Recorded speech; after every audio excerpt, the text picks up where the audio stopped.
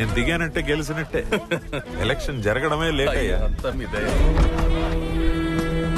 పెంచండి.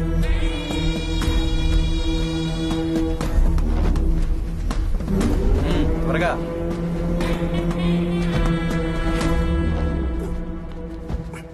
ఈ గోని సంచులేడు సార్. ఎరువు. అంటే ఊరియా డిఏపి బస్తాలండి.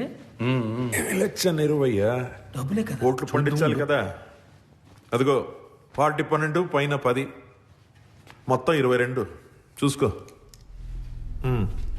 సారు ఆ, మొత్తం 2 లక్షల ఓట్లండి.